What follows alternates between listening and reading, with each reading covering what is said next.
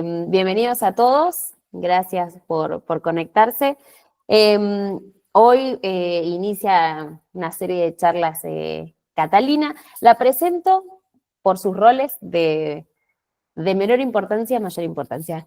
Catalina Cislay es la vicepresidenta de la Asociación Phylan McDermid Argentina. Además es licenciada en nutrición y es mamá de Sofía y de Agustín, que tiene Phylan McDermid. Así que ella nos va a hablar de nutrición en Phylan y seguramente lo que nos aporte va a ser por su experiencia profesional, o sea, por sus conocimientos profesionales, pero también su experiencia como mamá en Phylan. Así que bueno, ella va a exponer. Si tienen preguntas pueden ir escribiendo en el chat, que yo voy a ir anotando y después en algún momento les vamos a pasar las preguntas a Cata para que las pueda responder.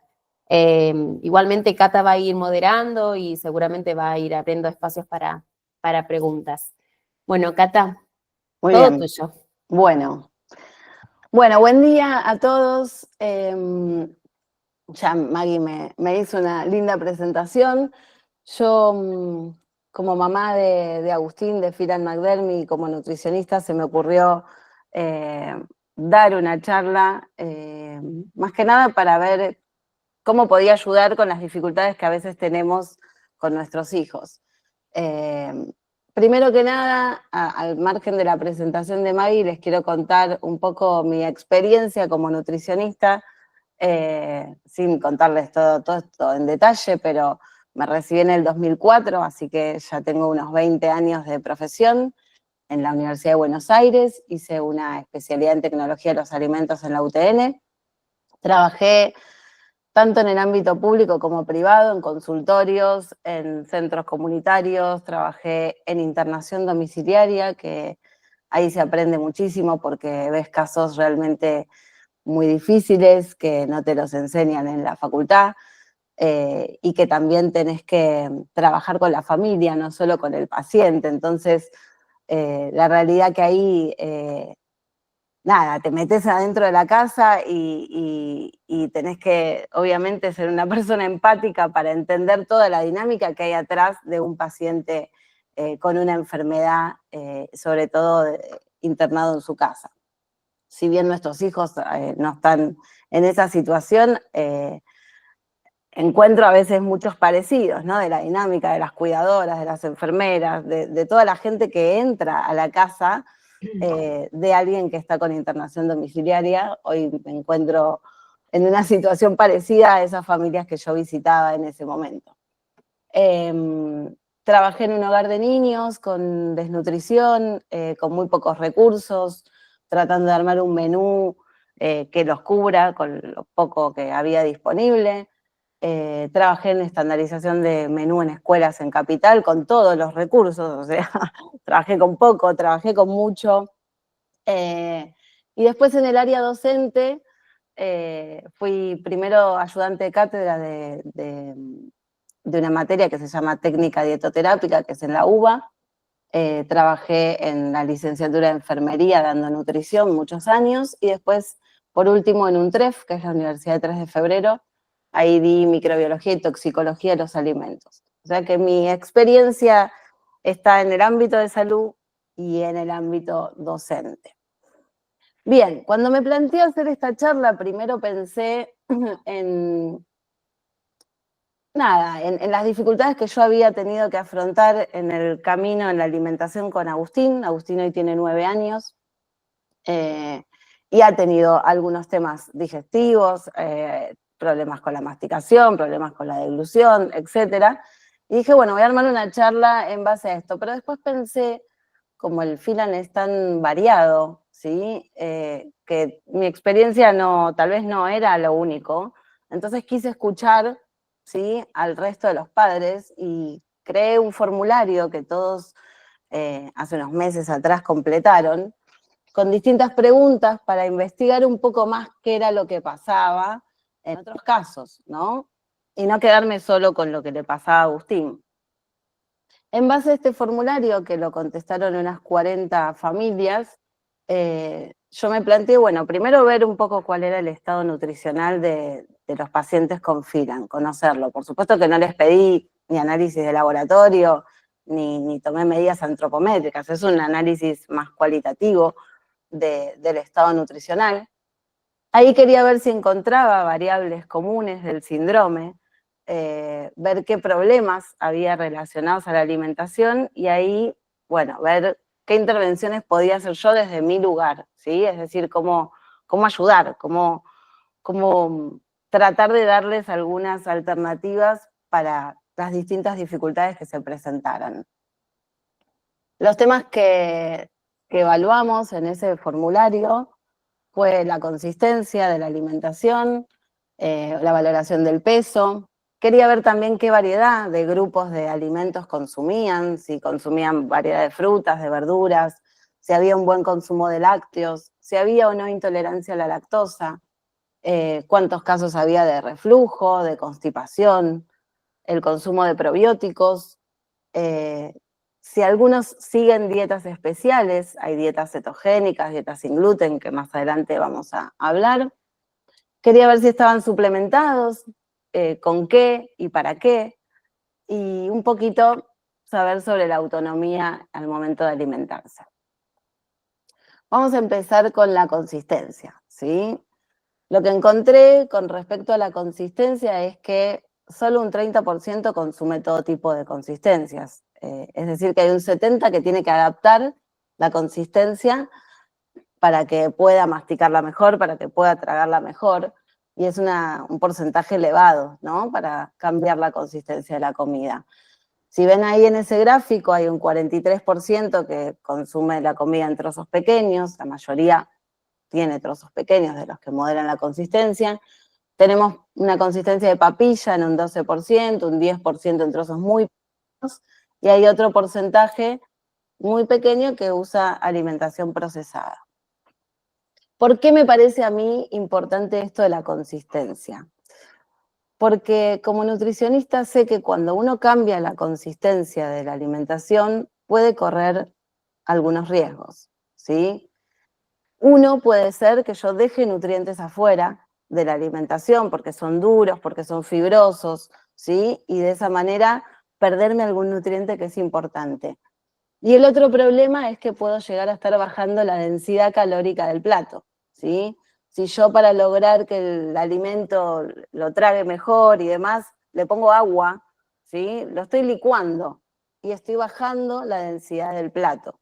Entonces, es importante que cuando intentemos adecuar la consistencia, lo hagamos de forma correcta, ¿sí? Tal vez con asesoramiento o, bueno, siguiendo algunos de los consejos que yo ahora les voy a dar.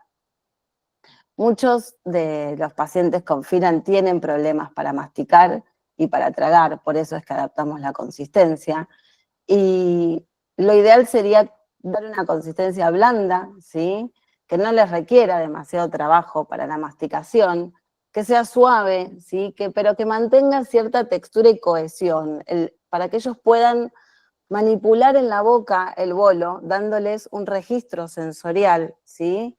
Pero sin que tenga partes duras, ni fibrosas, ni crujientes. O sea, nosotros usamos, cada vez que queremos modificar la consistencia, cuando digo nosotros digo las nutricionistas, tratamos de usar alimentos que aparte nos aporten algún nutriente, ¿sí?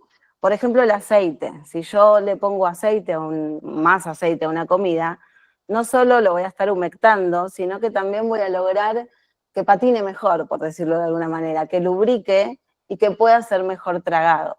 Si le agrego queso untable, lo mismo, ¿sí? Lo estoy humectando al bolo, a la comida, pero aporta un poco de proteínas, un pelín de calcio. Si le pongo palta pisada, lo mismo.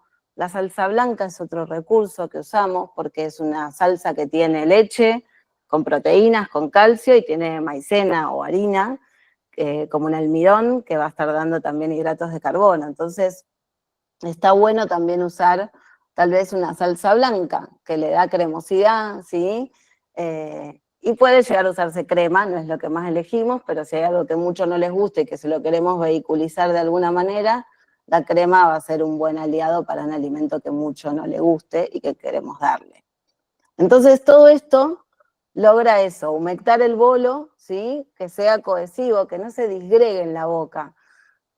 la disgregación en la boca trae riesgo de aspiración, ¿sí? Si yo le doy, por ejemplo, un arroz de esos chinos que vos soplás y se vuelan todos los granos, eso se disgrega con facilidad en comparación con un arroz pastoso tipo doble Carolina, o una vainilla, por ejemplo, una vainilla que uno la ve tan inofensiva.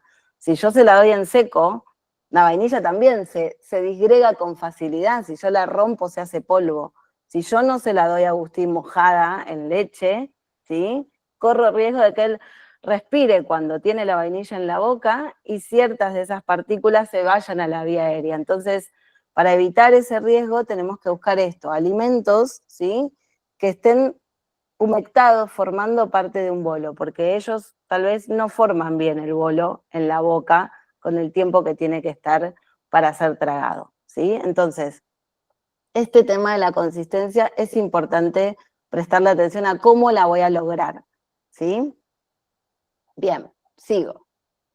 Con respecto a la valoración del peso, no encontré nada significativo en Phelan-McDermid con respecto al peso, porque el 75% tiene un peso normal, hay un 15% con bajo peso y un 10% con sobrepeso. Nada diferente a la población general.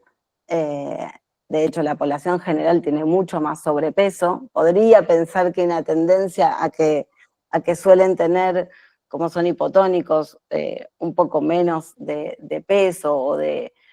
Pero bueno, no hay una relación significativa, la verdad. Con respecto a la variedad, encontré gratamente que comen amplia variedad de verduras, de frutas, ¿sí? Ahí no encontré problemas, salvo con el consumo de cítricos, ¿sí? Hay un 40% que no tiene un consumo frecuente de cítricos, y esto a mí me parece que es importante, probablemente porque los alimentos que traen vitamina C a veces son difíciles de masticar, ¿sí? Y tal vez están quedando afuera. Y por eso les puse y les quiero refrescar cuáles son las fuentes de vitamina C, que la mayoría tal vez lo sabe, pero bueno, tenemos ahí el listadito con el kiwi, la naranja, el pomelo, la mandarina, el limón, el tomate, el morrón rojo, el perejil. El tema con estos alimentos con vitamina C es que es muy importante que se consuman en crudo, porque la vitamina C es muy lábil, muy frágil, se pierde con la cocción, se pierde con el contacto con la luz, con el aire, es soluble en agua, entonces si lavo o remojo mucho un alimento también la estoy perdiendo. Por eso es importante que si voy a darle un alimento con vitamina C, por ejemplo un jugo, ¿sí? Que es una manera fácil de darle vitamina C, tiene que ser recién exprimido. Otra manera que tal vez yo uso a veces para darle a Agustín una salsa de tomate, pero sin cocción, ¿sí? Pelo el tomate, lo proceso con la mini pimer y le pongo el tomate así en crudo arriba de los fideos hecho procesado, ¿sí? Como una salsa con orégano, condimentos, ¿sí? Y ahí yo mantengo la vitamina C del tomate, ¿sí? El morrón rojo, comerlo crudo, para nuestros hijos tal vez es un poco más difícil, pero bueno, les cuento ahí todo lo que hay. Para los que mastican bien, puede servir. Y la mandarina o la naranja, bueno, a veces hay que sacarles un poquito el ollejo como para que no se les trabe y puedan consumirlo. Bien, ¿alguna duda hasta acá? ¿Vamos bien? Súper. Bien. Con respecto a los lácteos, encontré que un 72% consume lácteos, el resto no los consume, ¿sí? La verdad que yo soy una defensora de los lácteos. Para mí el mejor calcio está ahí, ¿sí? Y nada, y no solo tiene calcio, sino que también tenemos proteínas de alto valor biológico, de origen animal, que son completas, que tienen todos los aminoácidos que nosotros necesitamos. Nosotros no producimos determinados aminoácidos y sí o sí los tenemos que incorporar con la dieta, ¿sí? En general, todo lo de origen animal tiene esas proteínas y lo de origen vegetal no. Ahora, el calcio existe, me pueden decir, bueno, pero hay un montón de alimentos como las semillas de sésamo o la espinaca o el brócoli que tienen calcio, y es verdad. Pero hay un tema con la biodisponibilidad, ¿sí? La biodisponibilidad es lo que al final vamos a absorber, cuánto va a estar disponible en sangre para que absorbamos. Las semillas de sésamo tienen un montón de calcio, pero tienen fitatos que inhiben la absorción. ¿sí? Entonces no sé cuánto calcio puedo absorber de ahí. Lo mismo con la espinaca o con el brócoli o con el kale, que tienen mucho calcio, tienen oxalatos. Entonces también inhiben la absorción. Yo no me puedo confiar de que esa cantidad de calcio la voy a absorber porque no sé cuánto voy a absorber. Entonces, para mí la mejor forma de incorporar calcio es con los lácteos. Y cuando digo lácteos, digo leche, yogur, queso y ricota. El huevo no es un lácteo, ¿sí? Son esos 4. Cuando vi el tema del consumo de leche, también quería evaluar si había muchos pacientes con Filan que consuman deslactosada. La verdad que hay un 25 que consume deslactosada, pero el resto consume leche con lactosa. Y con respecto al yogur, que también es otro lácteo importante, no solo me trae calcio y proteínas, sino que el yogur también es una fuente de probióticos, ¿sí? Es una fuente de bacterias, que más adelante vamos a hablar de la microbiota, pero también es importante tener esa ingesta, ¿sí? O ese consumo de probióticos. Se puede hacer en casa el yogur, yo tengo la yogurtera, lo hago, no compro, no gasto fortuna comprando los yogures en el supermercado. Le puedo poner frutas, le puedo poner cereales, le puedo poner un montón de cosas, avena, semillas, ¿sí? El yogur también, y tiene esa consistencia que está buena para ellos, ¿sí? Que le puedo meter cosas adentro para enriquecerlo y vehiculizar. Ese yogur es justamente lo que necesitamos para que el bolo pase bien también. Y tenemos un 28% que no consume yogur, ¿sí? Un 17% que a veces, y hay un 53% que lo consume frecuentemente. Así que bueno, este punto también a mí me parece importante que lo tengan presente. Bueno, pasamos al reflujo, ¿sí? No se mareen un poco con esto. Yo quería ver qué tan frecuente era el reflujo. El 42% contestó que no han tenido reflujo, pero hay un 58% que sí. Hay una parte que un 25% que tiene reflujo, un 15% que lo tenía de más pequeño y ya no. Eso habla de una maduración con el tiempo, que está bueno saberlo, ¿sí? De que tal vez con el tiempo los más pequeños que están con reflujo tal vez más adelante ya no lo tengan. Hay un 13% que es poco frecuente y hay un 5% que menciona una disfagia, que es una dificultad para tragar. Ahora, cuando pregunté de estos que tienen reflujo, ¿cuántos se hicieron un estudio de deglución para saber si realmente hay un reflujo? Solamente un 37% se hizo el estudio y de ahí un 15% dio positivo. O sea que al final, ¿sí? Tal vez los motivos no eran un reflujo como tal, ¿sí? Sino que o comen, que ahora vamos a ver algunas medidas para tomar para mejorar eso, ¿sí? Porque reflujo concreto, solo un 15%. Las causas eran la lenta o la mala digestión.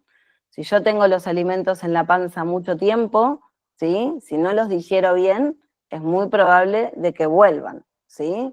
Entonces, vamos a apuntar también a trabajar en la buena digestión. Otro es el pasaje de líquidos a las vías respiratorias, que también vamos a hablar un poco de los líquidos. Y el tema de la disfagia es otro capítulo, pero era un solo paciente con Filan que tenía este problema de disfagia, que ahí hay que trabajar con la fonoaudióloga.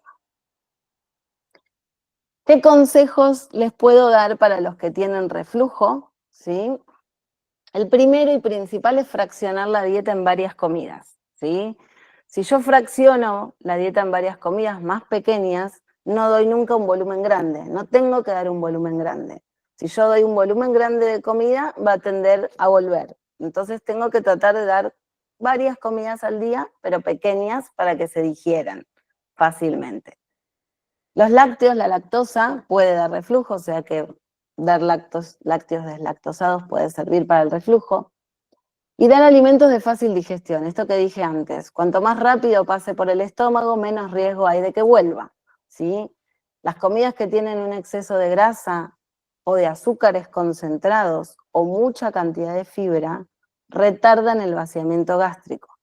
Entonces tengo que estar atento de que si quiero enriquecer con grasa, con crema, va a tardar más en digerirse. También hay una diferencia en las grasas. Si voy una grasa vegetal como el aceite contra una crema, la grasa del aceite se va a digerir más rápido, ¿sí? Que las grasas animales. Los azúcares concentrados, las tortas, los alfajores, cosas que tengan dulce de leche, crema, todo eso también va a retardar el vaciamiento gástrico. Entonces puede haber más tendencia a que vuelva. Cuidar la postura al momento de comer. Esto es re importante, parece tonto, pero nuestros hijos, muchos, tienen hipotonía, ¿sí? Entonces tienden a desmayarse, a tirarse en la silla, a no ponerse derechos, ¿sí? Y a veces nosotras les queremos dar de comer, tenemos que hacer cosas y le damos de comer en posturas que no son correctas. Es importante, es muy importante que estén bien sentados. Yo a Agustín le pongo un almohadón en la espalda para que esté bien derechito, ¿sí? Y si no está derecho, no come. 1000 veces tengo que retar a la acompañante terapéutica que la veo que le está dando de comer sentada en el piso. O sea, no, se come en la mesa, se come sentado, bien sentado. Y tratar de que enseguida no se vayan a tirar, eso me cuesta un montón, pero enseguida se me va a tirar al sillón. Que estén un rato derechos, que la gravedad nos ayude a que el alimento avance y vaya para abajo. Comer despacio, no sé si les pasa, pero en general quieren otro bocado, cuando todavía tienen comida en la boca, parece que, no sé, están desesperados por comer, que vienen de la Segunda Guerra Mundial, no sabemos. Y hay que tratar de que vacíen la boca antes de meter el otro bocado. El comer despacio también ayuda a evitar este reflujo. Evitar el exceso de líquidos en las comidas. A veces cuando hay estos reflujos tratamos de que coman y el líquido se lo ponemos después, al final o antes, se lo separamos de la comida, ¿sí? Y evitamos dar alimentos con mucho líquido. Si hay reflujo no le voy a dar sopa y después la comida, porque si no es un montón de líquido, ¿sí? Y por supuesto evitar las bebidas con gas. El gas totalmente en contra del reflujo, porque el gas sube, ¿sí? Y si llega abajo, primero que me aumenta el volumen y segundo que sube y se puede llevar contenido también para arriba. Entonces, esos son los consejos para el reflujo. Y acá viene algo que les quiero diferenciar, ¿sí? Que no es lo mismo un bajo registro sensorial que un trastorno a la deglución de líquidos, ¿sí? Un bajo registro sensorial habla de una dificultad para percibir estímulos en la boca, sobre todo los líquidos, ¿sí? Que no es lo mismo que un trastorno de deglución de líquidos, donde sí o sí, con un estudio de deglución, podemos ver si realmente tiene un trastorno de deglución o si es un tema sensorial. Hay muchos casos, sin ir más lejos, mi hijo, si yo le pongo agua con una cuchara, se le derrama, no la siente el agua, no se da cuenta que tiene agua, ¿sí? Lo mismo si le doy sopa, se le chorrea. Entonces, las maneras de tratar de aumentar esa sensibilidad de los líquidos, una puede ser espesándolos, ¿sí? Si yo le pongo un poco de avena instantánea a la sopa, ¿sí? Cambio la consistencia, la pongo un poquito más espesa y él ahí sí ya la siente en la boca, ¿sí? Usar temperaturas contrastantes. Si yo le doy líquidos más fríos, los va a sentir mejor, o ligeramente tibios. A temperatura ambiente o a mis 37 grados es lo mismo que la saliva, no la siente. ¿Y qué puede pasar? Que respire cuando yo le estoy dando ese líquido y me pasa igual que con la vainilla, que ese líquido se me vaya para las vías aéreas si no se da cuenta que lo tiene en la boca. Por eso es que este punto es importante. Existe también la estimulación previa, ¿no? De hacerle unos masajes en los cachetes, en los maxilares, en los labios, darle un poco de sensibilidad para el momento de la comida, o el uso, bueno, de sorbetes, de vasos especiales, para que con la pajita ellos entiendan que está entrando líquido, ¿sí? Si realmente hay un trastorno de la deglución, bueno, ahí sí hay que espesar probablemente los líquidos. Hay sustancias naturales, ¿sí? Que se pueden usar, que en general son almidones, la maicena, la papa, este arroz que se pasa al doble caloría, que es el rojo, que libera un montón de almidón, la avena. Todo esto se puede usar para espesar preparaciones, como les dije, como hago yo con la sopa. pero necesitan cocción, ¿sí? Salvo la avena que uso la instantánea y ahí no necesita. Pero en general necesitan cocción o te cambian el gusto de la comida. Entonces, cuando tengo algún líquido que no le quiero cambiar el gusto o que no lo voy a someter a cocción, como un jugo de frutas, un jugo de naranja, una infusión, un café con leche, que no le quiero cambiar, existen productos especiales, nutroterápicos, como el espesán, que se usan justamente para estos casos. Pero esto es cuando realmente yo le hice el estudio de deglución y me dio que hay un trastorno de la deglución de líquidos. Si no, puede ser esto de la sensibilidad y lo voy manejando con los consejos que les di antes, ¿sí? ¿Hay alguna pregunta? ¿Vamos bien? Vamos bien. Bueno. Tema constipación, ¿sí? Que muchas veces se habla en el grupo de la constipación. Primero la quiero definir, ¿sí? Para que todos sepan cuando hablamos de constipación de qué estamos hablando. Es un trastorno digestivo caracterizado por la dificultad de evacuar las heces de forma regular o frecuente, ¿sí? En general, se habla de tener menos de 3 evacuaciones por semana, o heces muy duras, secas y difíciles de expulsar. Esas bolitas, cuando encontramos esas pelotitas, eso también es constipación, aunque haga bolitas todos los días, sigue siendo constipación y puedo tomar alguna medida para mejorar esas bolitas. El 70% igual respondió que no tiene constipación, cosa que me sorprendió un montón porque se habla mucho en el grupo, pero aparentemente hay un 70% que no tiene problemas. El 22,5% tiene constipación, hay un 7,5% muy irregular, pero lo llamativo es que hay un 26% que usa medicación para constipación. O sea, que los pocos que tienen constipación realmente no la están pudiendo resolver y tienen que ir a una medicación, ¿sí? Las causas de la constipación en general para toda la gente son estas que les puse abajo, como la falta de movimiento. Es posible que pacientes que estén en silla de ruedas y que no caminen tengan mayor problemas con la constipación. Las medicaciones, hay un montón de medicaciones que generan constipación y sabemos que nuestros hijos tienen algunos un paquete de medicaciones, ahí habría que revisar. Tenemos también la falta de fibra o de líquido, ahí puedo ayudar. Temas neurológicos, ¿sí? Si la constipación tiene un origen neurológico, es más difícil de revertir. Los cambios en la rutina, los trastornos de sueño, no sé si les suena, la alteración de la microbiota, que ya vamos a hablar, y el estrés. Así que bueno, acá hay algunos motivos. Algunos puedo tratar de ayudarlos y de mejorar, y en otros, si es medicación, si es el tema neurológico, probablemente requieran esta medicación. Lo que sí me parece importante es que primero intenten todos los recursos naturales o disponibles que se puedan, porque las medicaciones a veces también el cuerpo se acostumbra y hay que ir cambiándola. Entonces, primero, cuando agotemos todos los recursos que yo les voy a dar ahora, bueno, listo, hay que ir a una medicación para evitar un bolo fecal o alguna complicación más grave. ¿Qué consejos como Nutri? Acá vienen las clásicas fibras, ¿sí? La fibra ayuda a aumentar el volumen a nivel intestinal. Todas las verduras tienen fibras, las frutas, las legumbres, los productos de origen integral, con la cascarita es justamente la fibra. Las semillas, ¿sí? Las semillas de chía o las de lino, si se remojan, generan un mucílago, que es como un gel, que eso ayuda, ¿sí? Hace como un efecto laxante, pero natural.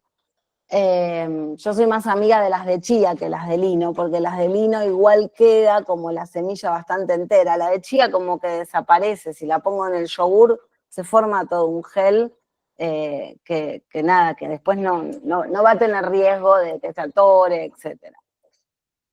Los frutos secos también a veces son más difíciles de dar porque son difíciles de masticar, pero si yo uso harina de almendras o puedo tener distintas formas de procesarlos o de meterlos en alguna preparación. Las grasas también ayudan, las grasas lubrican, ¿sí?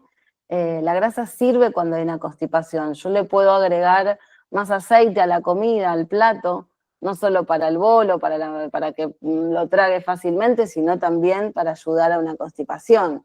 Puedo usar palta pisada y agregarla en el plato, ponérsela con una cucharita, puedo dársela en un pancito, puedo darle pasta de maní, ¿sí? La pasta de maní es un fruto seco, entonces también tiene fibra y es una grasa saludable, ¿sí?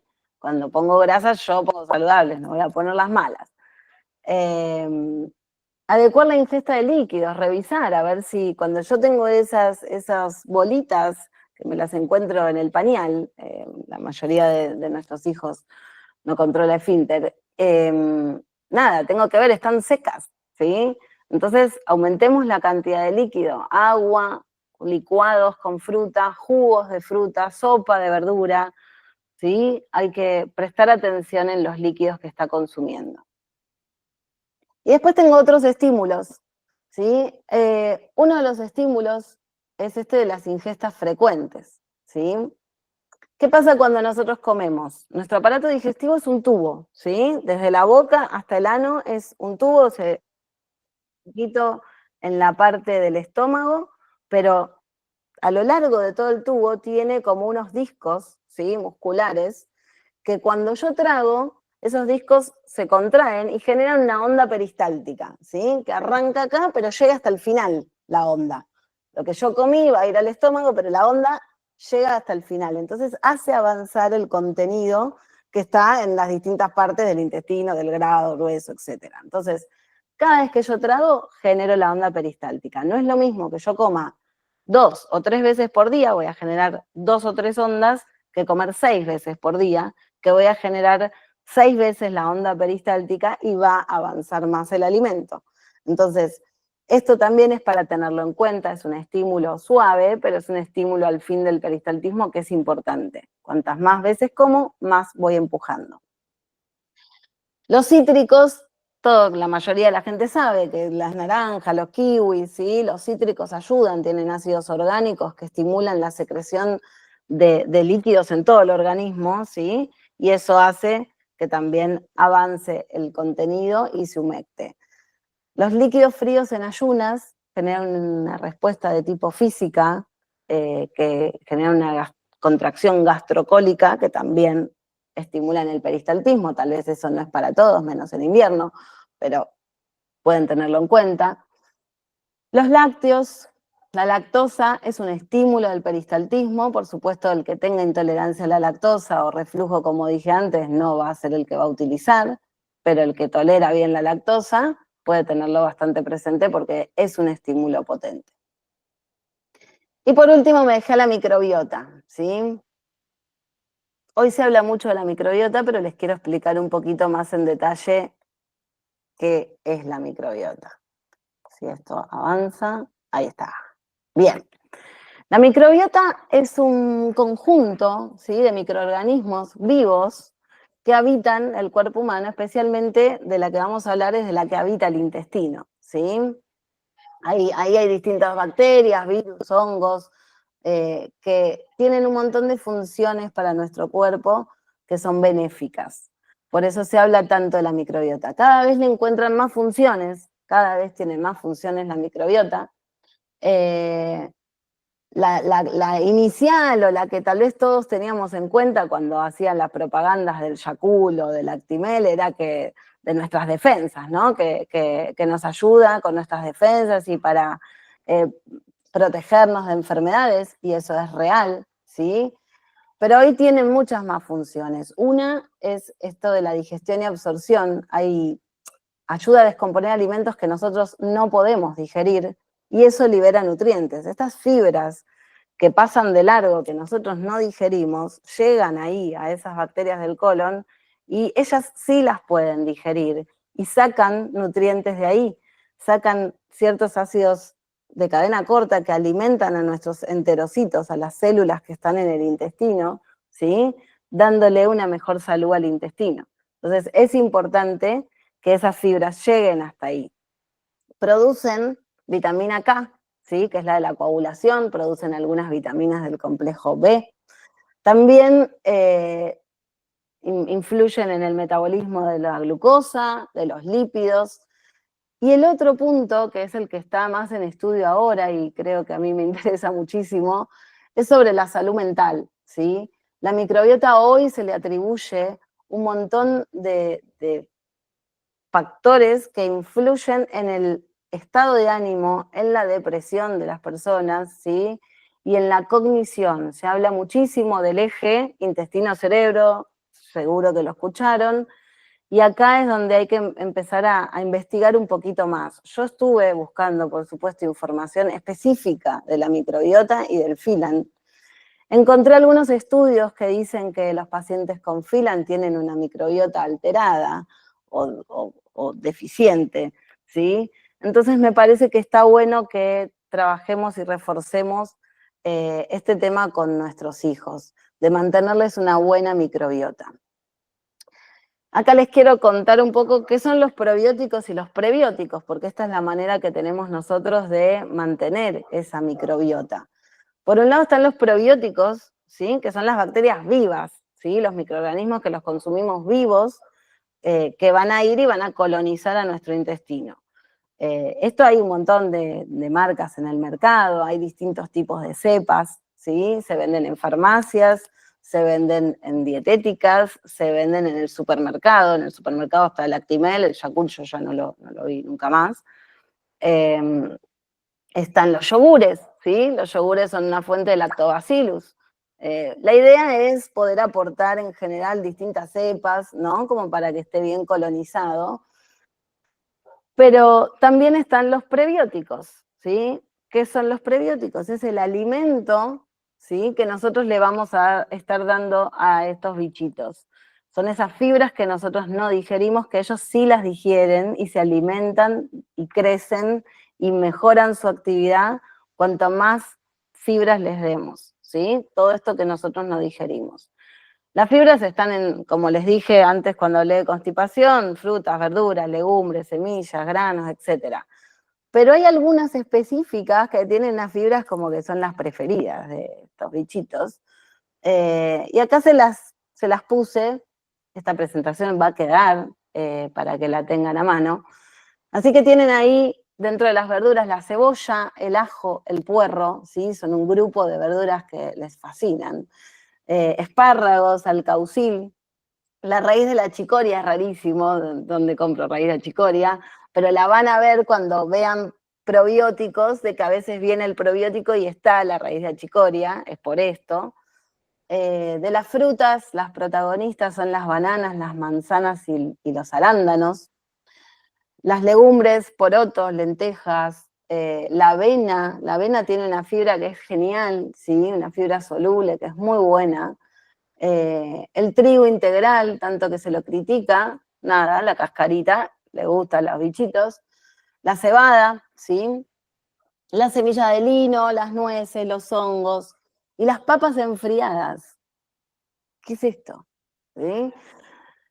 ¿Qué es el almidón resistente? Seguro que escucharon en algún lado hablar del almidón resistente porque también está medio de moda hablar de esto. En general, cada vez que un almidón se enfría, la papa, el arroz, un fideo, vieron que, no sé, les sobran fideos, yo lo pongo en la heladera y como que se ponen medios duros, ¿no? Yo después los meto en la cacerolita, les tiro un poco de agua y los revivo para que podamos comerlos, pero hay algunas partes que siguen quedando duras, ¿sí? Que no vuelven a estar como antes. Esas partes que quedan duras es un almidón que cambió su composición y se volvió un almidón retrógrado, se llama, que es un almidón resistente. ¿Resistente a qué? A nuestras enzimas. Nosotros ya no lo digerimos ese almidón, pero adivinen quién sí lo digieren, ¿eh? Los bichitos estos que están en el intestino. Eso sí, les encanta el almidón resistente, ¿sí? Lo que hay que tener un poquito de cuidado es que es medio de difícil digestión. Entonces, nada, puede llegar a inflamar, puede llegar a caer un poco pesado, no hay que pasarse de rosca con el almidón resistente, porque se ponen de fiesta las bacterias y generan un poco de inflamación. Así que hay que ver para quién sí, para quién no. Una persona que está constipada, no me conviene darle almidón resistente, porque va a ser un choque fuerte, ¿sí? Y le va a doler, va a generarle cólicos.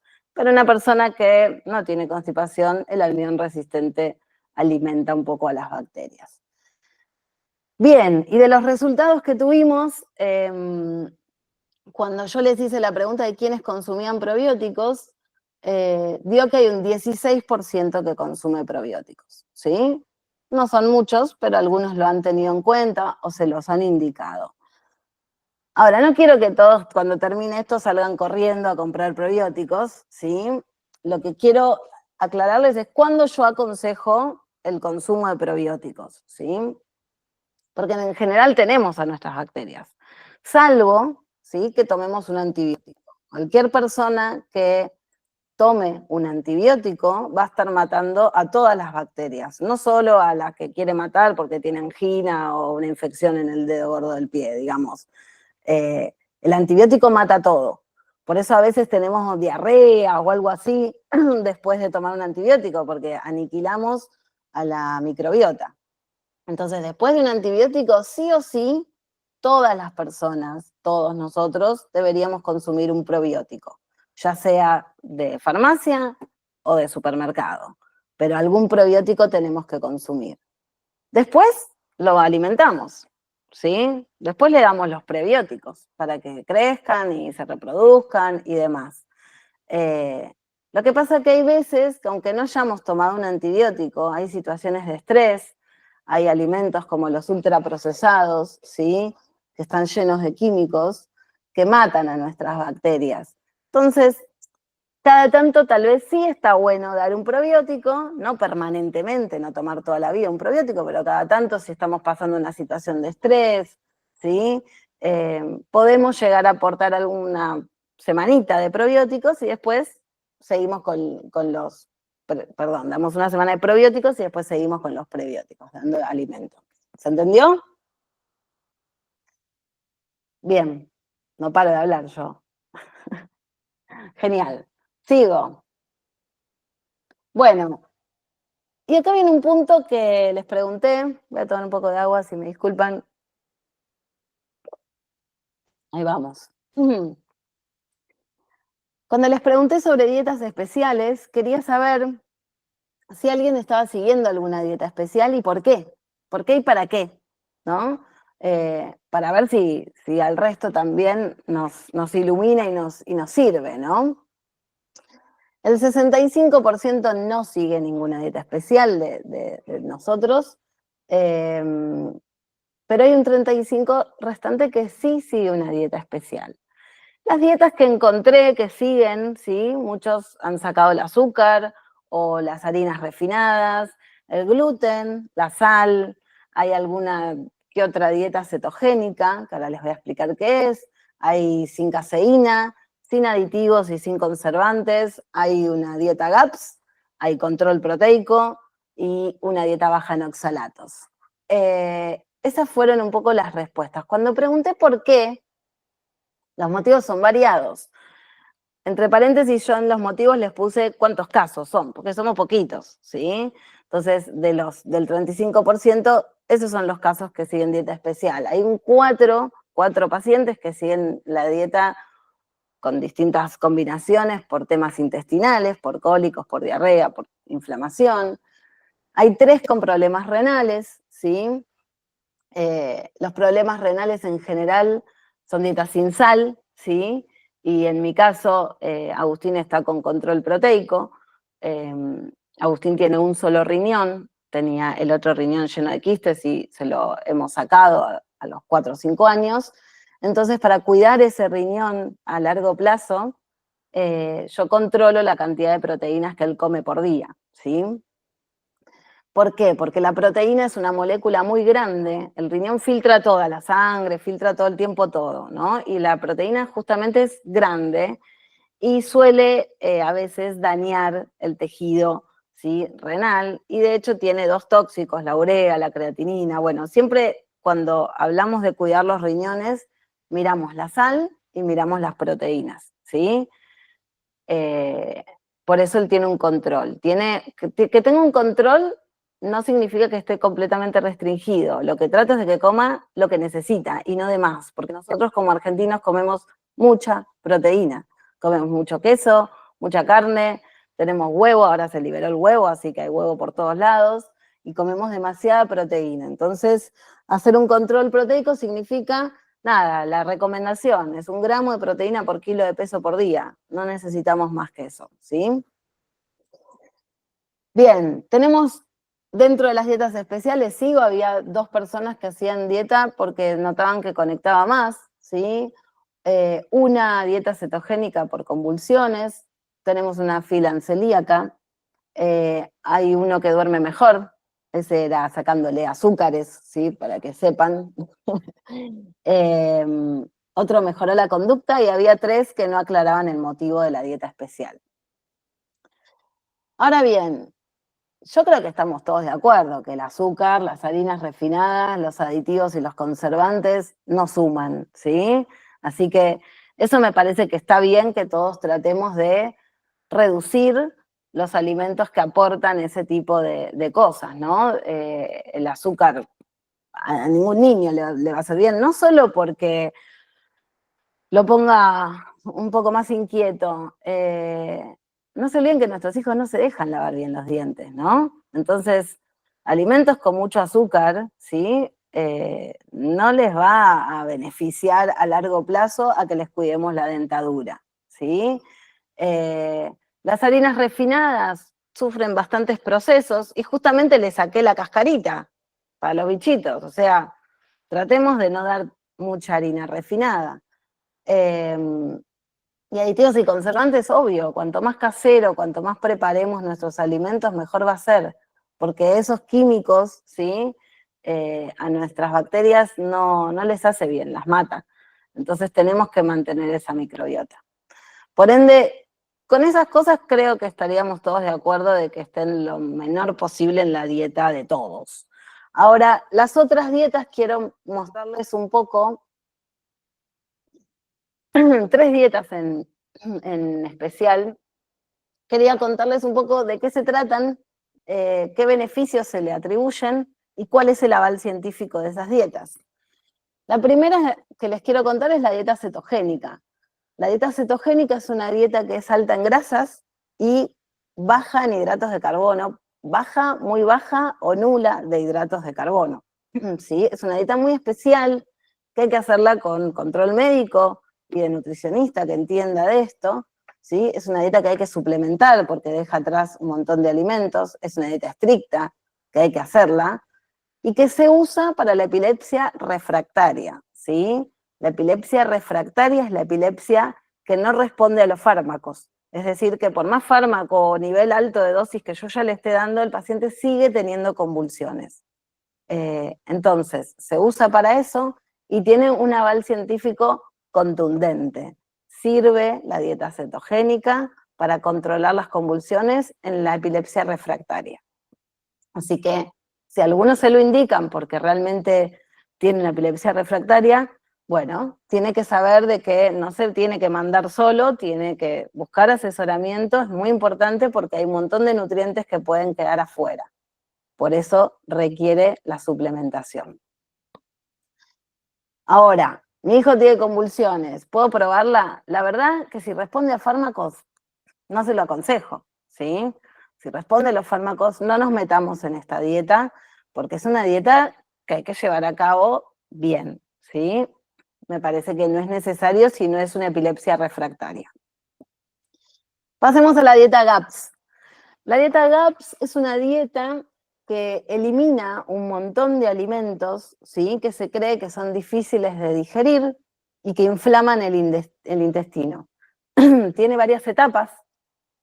En la primera etapa se saca todo y en las siguientes etapas se va poniendo los alimentos de a poquito, ¿sí? Con la idea de que, bueno, que el intestino se vaya sanando y demás.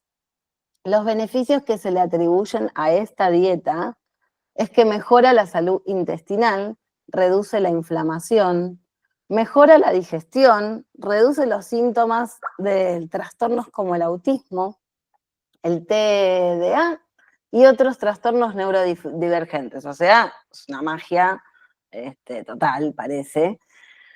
Pero no tiene aval científico esta dieta, no lo tiene. La verdad es que busqué, y no hay aval, hay escasos estudios, hay altos riesgos de carencias, necesitan una suplementación sí o sí, y es muy restrictiva.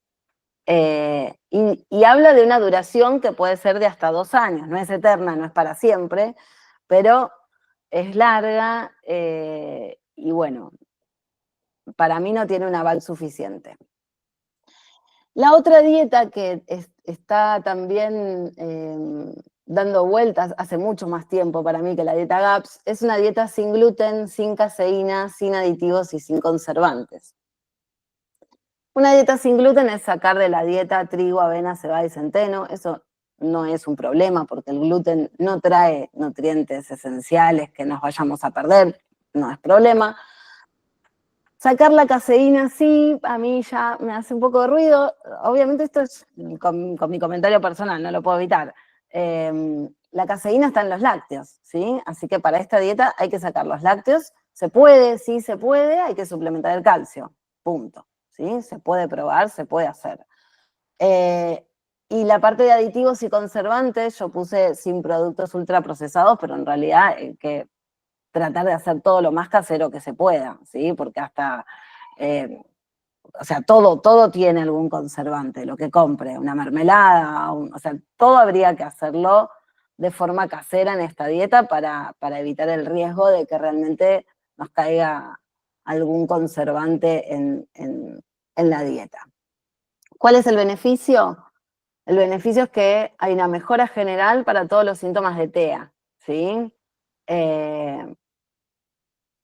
Y la evidencia científica que hay al respecto es mixta. Hay estudios que la avalan, hay estudios que no son de tan buena calidad, en algunos se encuentran mejoras, en otros no.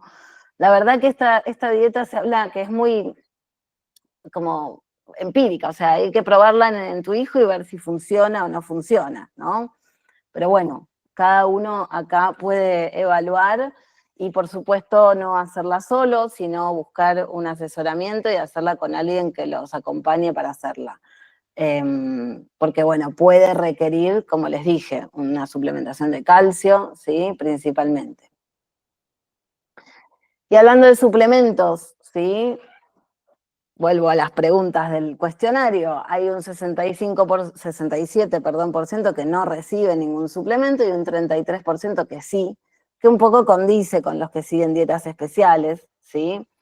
Y estos suplementos, hay un 22% que son de vitaminas y minerales, hay un 11% que está suplementado con calorías, ¿sí? Hay un 5% que consume fibras y hay otro porcentaje que no sé para qué está suplementado, no aclara. Si nosotros tenemos una dieta normal y equilibrada y demás, no hace falta suplemento, ¿sí? Si logramos cubrir bien los nutrientes. No es que todos necesitamos suplementos. Hay países como Estados Unidos, hay lugares que les encanta suplementar y todos toman pastillitas diferentes, pero las nutricionistas lo que tratamos justamente es de cubrir todo con la dieta, de no dar suplementos salvo que haya un problema específico y un alimento que no se pueda consumir, que traiga un nutriente importante, ahí sí lo voy a suplementar. O que haya una carencia, o que haya una anemia, ¿sí? Pero en general tratamos de cubrirlo con todos los alimentos que hay disponibles. Por eso acá empiezo a hacerles un poco un ejemplo de distribución de alimentos, ¿sí? ¿Cuál sería para mí una buena distribución de alimentos para nuestros hijos? ¿Sí? Teniendo en cuenta un poco todas las características, un poco el tema de la digestión, ¿no? Favorecer esta digestión, evitar el reflujo y la constipación, cubrir todos los nutrientes, ¿sí? El fraccionamiento de la comida y la combinación, cómo yo combine ciertos alimentos van a hacer que los digieran mejor o que tarden más en digerirse. Si tardan más, van a tener más reflujo, ¿sí? O esa digestión lenta. Entonces, esto que les armé es para un poco cómo debería ser, cómo sería el ideal para mí en la comida de ellos. Yo armé 5 comidas, ¿sí? Un desayuno, una colación de media mañana, porque muchos se levantan temprano, almuerzo, merienda y cena, ¿sí? Podría haber una colación de media tarde si hace falta, pero si no, podría ser así, ¿sí? El desayuno en general debería cubrir, es el encargado de cubrir los lácteos y los hidratos de carbono. En la media mañana puede haber alguna fruta o algún yogur, o un yogur con frutas, así tengo los bichitos y el alimento. El almuerzo, para mí sería importante que esté la carne. La carne es de difícil digestión, ¿sí? Cuando digo carne, digo roja, blanca, X, rosada. La carne es de difícil digestión, entonces no la pondría en la noche, la pondría en el mediodía. Y la combino con verduras, porque si la combino con hidratos de carbono, tarda más en digerirse, ¿sí? La carne con hidratos de carbono está más tiempo en estómago porque la enzima que digiere el hidrato con la enzima que digiere las proteínas como que tienen un poco de pica ahí, quien gana, entonces tarda la digestión, por eso es que conviene separarlos.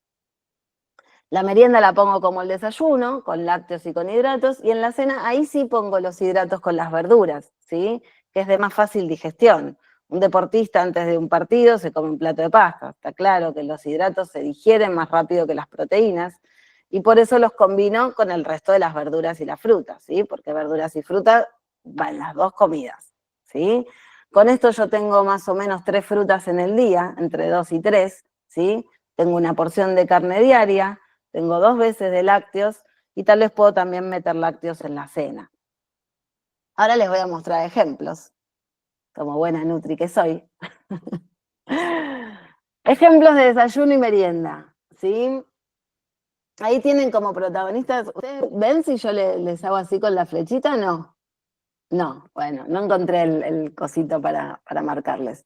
Pero arriba ven la foto de los lácteos y los hidratos de carbono, ¿sí? Los lácteos, como dije antes, son fuente de calcio y de proteínas de alto valor biológico, de origen animal, completas con todos los aminoácidos. Yo soy una defensora de los lácteos, hay unas corrientes ahora importantes que están en contra de los lácteos, no es mi caso. Me parece, como dije antes, que es la mejor fuente para cubrir el calcio. Lácteos, ahí está la leche, el yogur, la ricota y el queso. Y en hidratos de carbono están las harinas, en general, las harinas de trigo, de maíz, ¿sí? Está la avena, los copos, todas las harinas son fuente de hidratos de carbono. Puede tener fruta el desayuno y la merienda, puede tener huevo, puede tener grasas, ¿sí? Como la palta o la pasta de maní. Y acá les puse algunas fotitos, ¿sí? En general son de elaboración propia, son fotos de mi Instagram, para que sepan que no es tan difícil lo que estoy diciendo, yo lo hago. Trabajo, soy mamá freelance, estoy en la asociación y cocino un montón todos los días. Salvo la foto del pancake que se la pedí al chat GPT, que está muy bonita, que tiene ahí un yogur griego y unos arándanos, el resto son fotos mías. Abajo de esa hay unos muffins que le hago a Agustín, que son de manzana o de banana o de pera, de la fruta que ande dando vueltas por ahí. Puede hacerse con avena, con harina integral, ¿sí? Con harina común, con distintos tipos, con premezcla para celíacos. Al lado hay unos cuadraditos de manzana y avena. Un budín, todos los domingos yo hago un budín que lo corto en rodajitas y lo frizo, y es lo que se lleva Agustín todos los días al set en su tapercito para la colación de media mañana. Él come mi budín casero de banana, de mandarina, de manzana, de pera, de lo que haya, de avena, de trigo, con semillas, sin semillas, depende de cómo yo lo vea que viene con su intestino en la semana. Hay un yogur ahí que tiene avena, arándanos, banana, pera, chía, unos pancakes. Y estos amarillitos que están acá abajo son como el carrot cake, unos muffins de zanahoria con harina integral, también prácticos para que se los lleve de colación. Y las que están ahí al lado son unas galletas. Nada, un día llegó una banana complicada del colegio que volvió y terminó en galleta. Así que desayuno y merienda, hidratos de carbono que dan energía y lácteos. Paso al almuerzo, que les dije que iba a poner la carne, ¿sí? La carne y las verduras. No lo iba a juntar con los hidratos de carbono. Entonces, yo ahí les puse carne, pollo, pescado, cerdo, que van a ser los encargados de cubrir la proteína y de cubrir el hierro, ¿sí?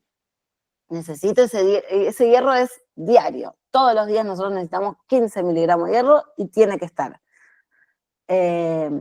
Puse ejemplos ahí también de comidas en casa, tratando de hacerles un poquito de hincapié en el pescado, ¿no? Que es un punto medio flojito que tenemos acá los argentinos, sobre todo los que no estamos cerca de la costa. El pescado es una fuente de omega 3, ¿sí? El omega 3 nos hace bien desde todos lados, tiene que ver con todo el aparato circulatorio, baja el colesterol, baja los triglicéridos, baja la presión arterial, es un antiagregado plaquetario, hace que la sangre esté mejor y también tiene que ver todos los omega, tanto el 3, el 6 como el 9, son 3 omegas, tienen que ver con todas las membranas, ¿sí? De la parte nerviosa y neurológica. Entonces, démosles esos omegas a nuestros hijos porque me parece que les puede servir, ¿no? El omega 3 está en el pescado, el 9 en la palta, en el aceite de oliva y en las aceitunas. Y el 6 es el que está en las nueces, ¿sí? En los frutos secos en general y en el aceite de girasol, de maíz, el resto de los aceites. Así que lo ideal es que usemos un poco de cada cosa de esos omega para cubrir los 3 tipos de omega que hacen bien. Por eso es que siempre cuando pongo las verduras estas, el aceite en el medio, ¿no? Como condimento. No se olviden de usar aceite porque cubre esos omega, ¿sí? Siempre que yo tenga el aceite crudo. Si yo lo someto a cocción, el aceite lo arruino. ¿Está?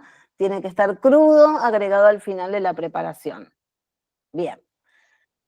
Bueno, y las fotitos son eso, rollitos de pescado con merluza, perdón, rollitos de merluza con espinaca.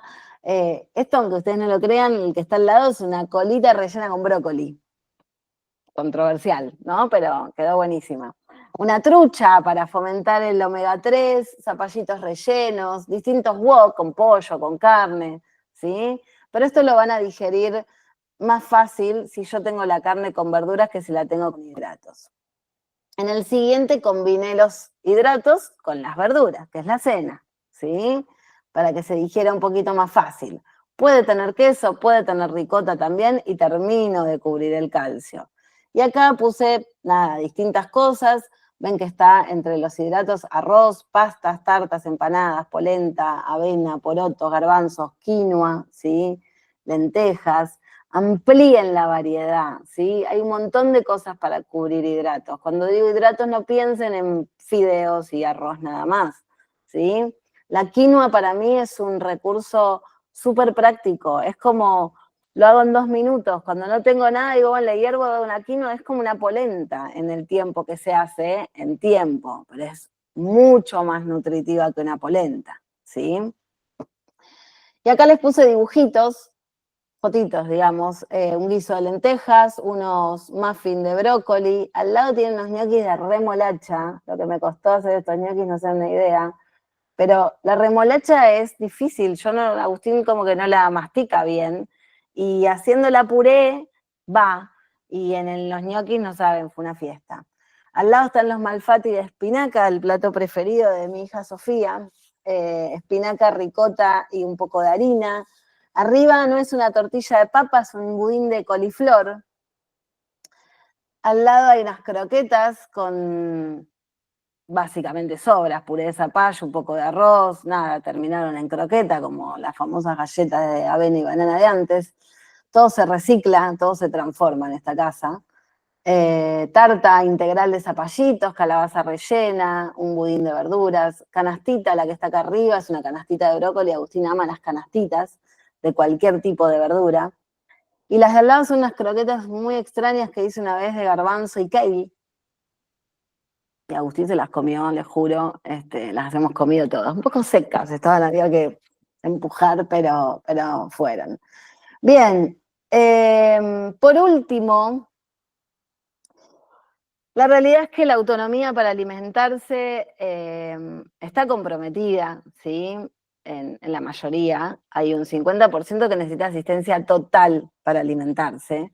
Algunos pueden alimentarse un poco mejor en la merienda o en el desayuno, pero tenemos que estar al lado, sabemos que no los vamos a dejar comiendo nada solos, sabemos que no podemos darles algo mientras manejamos en el auto para que lo vayan comiendo como a otros niños. Hay que estar al lado, pero hay que trabajar en la autonomía, ¿sí? Hay que trabajarlo. Esto es un trabajo para hacer más con la TO, ¿sí? No es tanto mi área, es un trabajo para trabajar con la TO, con los cuidadores, con todo el que le dé de comer, hay que trabajar en esta autonomía. Yo les puse acá algunas fotos de cosas que ayudan, ¿sí? Estos engrosadores para los cubiertos ayudan a que ellos los puedan agarrar mejor. De hecho, está ese con una tirita que se le ata para que no suelte el cubierto y lo tenga. Están esos platos que tienen borde, como para que cuando empujen la comida tengan un tope y les sirva para que el alimento no se les caiga. Y después está ese babero, que en realidad no sirve para la autonomía, pero se los puse porque lo adoro. Es un babero que para mí, nada, todo se recicla, lo que cae ahí vuelve a levantarse y va a la boca. Sabemos que ensucian mucho cuando comen, que se cae comida, y todo eso nos cansa porque dejarlos comer solos implica a veces eso, ¿no? Que cuando una cosa es al año, a los 2 años, a los 3, pero cuando ya tiene 9, hace 9 años que estás limpiando todo el tiempo, entonces, bueno, nada, estas son cosas que me parece que pueden ayudar y no hay que dejar de trabajar en la autonomía para que puedan comer solitos lo más que puedan. Cerrando, nada, hice un par de conclusiones, pero cada uno podrá sacar las suyas. Lo que realmente me parece es que el aparato digestivo en la mayor parte de los pacientes con Phelan, en alguna parte del camino, ¿sí?, está comprometido, ya sea en la boca, en la masticación, en la deglución, por el reflujo, en la digestión o en el intestino. En alguna parte de todo el camino hay algún tema a tratar, pero es importante que siempre, nada, si se arma algo, sea a medida de cada paciente, ¿sí? No hay un plan común porque justamente son todos bastante diferentes y tal vez no tienen que modificar la consistencia, pero sí hay que estar atento a la digestión que tienen. Nada, cada uno verá en qué parte del camino tiene que hacer una intervención, pero la mayoría, alguna parte la tiene tocada, por lo que estuve evaluando. La autonomía obviamente también está comprometida en la mayoría de los casos, la consistencia en la mayoría de los casos hay que modificarla, el peso no es una variable que haya mostrado un impacto significativo en el Phelan, y después creo que hay mucho todavía por investigar con respecto a las dietas especiales, que me lo tomo bastante personal este tema, porque nada, si hay efectos en la conducta o en el área cognitiva o en la conexión, queremos encontrarlos, queremos encontrar esos alimentos que influyen en ese eje intestino-cerebro. Tenemos que mantener esa microbiota bien colonizada, bien nutrida, bien variada, y ver qué puede ayudar un poco con estos temas de la cognición y del área de la conducta. Sin más, les agradezco un montón la atención. Les dejo acá en el final el mail de la asociación, el Instagram de la asociación, mi Instagram y mi mail. Yo estoy a disposición para ayudarlos en cualquier cosa que pueda, que ojalá pueda, de alimentación de sus hijos, ¿sí? Me escriben, me contactan para lo que necesiten. No sé si hay preguntas. Bueno, Cata, muchas gracias, la verdad, espectacular. Bueno, Jazmín dice que es muy interesante todo lo que contaste sobre las dietas y los distintos menús, y Gracia pregunta cómo saber si tiene una buena microbiota. Difícil. Difícil porque De hecho, para los estudios que se hacen de microbiota, es como que tienen que ir a buscar, a ver qué microbiota hay, ¿sí? Hay que ir a tomar una muestra para ver qué tipo de bacterias habitan el intestino. La verdad que no se puede, nosotros, no sé, habría que preguntarle al médico, pero no se suelen hacer estudios concretos para ver si la microbiota que está es buena. Sí existe el estudio de SIBO, que es cuando la microbiota está descontrolada, ¿sí? Cuando hay una microbiota que ya no es buena, que hay bacterias que no son buenas, que fermentan demasiado, los pacientes tienen un montón de gases, de cólicos, de dolores, y el test de aire expirado, ¿sí? Es el que se usa para ver si esa microbiota está descontrolada. Eso sí existe, es un estudio que es simple porque no es invasivo, se toma un líquido dulce, que es un líquido que las bacterias fermentan en hidrógeno o en metano, se sopla, ¿sí? Vas a un lugar donde te vas a quedar 2 horas, soplás cada media hora ese tubito y sale la cantidad de hidrógeno o de metano que vos largaste. Eso lo que identifica es si hay bacterias malas, ¿sí? Las que no tienen que estar, las que por algún motivo empezaron a crecer descontroladamente y no tienen que estar.